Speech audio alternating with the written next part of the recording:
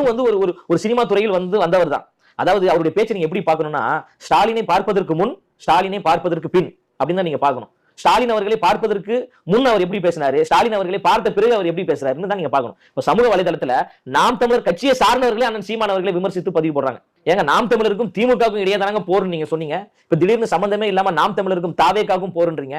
அவருடைய போர்லாம் பாத்தீங்கன்னா சிங்கள பௌத்த பேரினவாதத்துக்கு எதிரான போர் அப்படிம்பாரு. அதுக்கப்புறம் காங்கிரஸுக்கு எதிரான போர் அப்படிம்பாரு. அதுக்கப்புறம் திமுகவுக்கு எதிரான போர் அப்படிம்பாரு. அதுக்கப்புறம் பாஜகவுக்கு எதிரான போர் அப்படிம்பாரு. அப்புறம் வந்து அதிமுகவுக்கு எதிரான போர் அப்படிம்பாரு. மக்கள் நல கூட்டணி உருவாகி வரும்போது இது வந்து கேப்டன் விஜயகாந்துக்கு எதிரான போர் அப்படிம்பாரு. ரஜினி அவர்கள் கட்சி ஆரம்பிக்கலாம் அப்படின்ற முடிவில் இருக்கும்போது ரஜினிக்கு எதிரான போர் அப்படிம்பாரு. இப்ப கடைசியில் எங்க வந்திருக்காரு, தாவேக்காக்கு எதிரான போர், விஜய் அவர்களுக்கு எதிரான போர்னு. அவங்க தம்பிகளுக்கே முதல்ல புரியல, யாருக்கு எதிராக தானே நம்ம போர் புரிய போறோம். அண்ணன் ஒவ்வொரு முறையும் ஒவ்வொரு போரை சொல்லிட்டு இருக்காரு. எந்த போருக்கு தான் நம்ம ரெடி ஆகுது என்று அவங்க தம்பிகளே குழப்பத்தில் இருக்கிறாங்க. இல்ல அவங்க தான் சொல்றாங்களே, தொடர்ந்து திராவிடத்தையும் தேசியத்தையும் வீழ்த்துவதே எங்கள்